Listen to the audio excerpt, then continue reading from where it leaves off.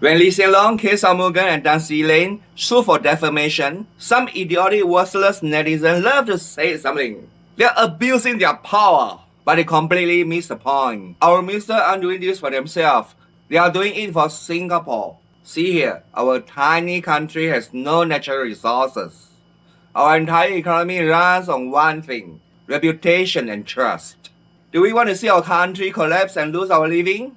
No, right? When Bloomberg falsely hints that our ministers are conducting shady, non-transparency property deals without scrutinies, should our leaders just shrug it off? If they do that, their trust gets destroyed instantly. Investors pack up. The economy takes a hit. That's why they had to sue to defend Singapore's reputation and economy. And to prove it was never about their own greed, they donated every single cent of the $460,000 in damages straight to charity. They are not like some worthless people who suing others for selfish gain. People like Raymond Ng and his gang. They could even shamelessly to compare themselves with our ministers. They think that if our minister can sue for defamation, they can do the same. Let me tell you, they are just totally shameless. They are only $1 worth. Let's break down the massive difference between protecting the nations and weaponizing the cause for petty cash. Let's look at what Bloomberg actually did. In December 2024, they published an article talking about a high-end bungalow transaction in Singapore, but they didn't just write a dry property report. They opened the article by talking about Singapore's money laundering scandal. Then immediately after, they pivoted to name-dropping Shanmugam and Dan Lane's private home transactions. Look at this minister conducting non-transparent deals. Must be just like those money launderers hiding their cash. But here's the kicker that came out in court. First of all, the minister's transaction were totally legal and registered with the government. More importantly, internal Bloomberg emails produced in court prove they were specifically targeting the ministers. They even admitted in court that they editorially chose to frame the transaction as political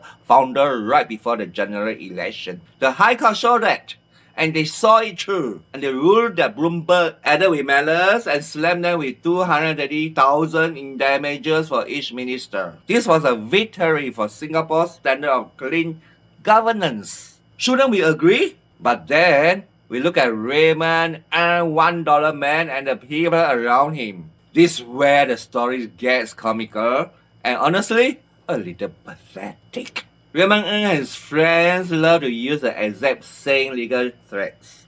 Whenever anyone online talks about him or his wife or his friends, they immediately start screaming, "Defamation!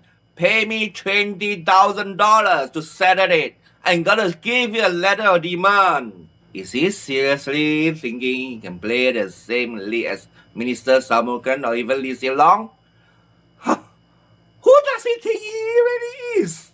This is really super shameless and really thick-skinned. And some people who are following the ways he was doing are really scums. They are really a piece of shit and still thinking that they are some kind of big shot who can shoot anyone anyhow. So let's stop letting all these online worthless people confuse themselves with actual leaders. When a cabinet minister sues, they are standing up to a global media empire to protect Singapore's economic survival. They are not doing it for themselves. They are not doing it for money. They are doing it for Singapore. When people like Raymond Ng and those idiots trying to sue, they are just protect their own ego and intimidate people for money. One side is fighting for the nation's honor. The other, fighting for $1 coin. Let me know what you guys think in the comments, and don't ever say that our ministers are abusing their power when they are trying to protect us. I see you in the next one.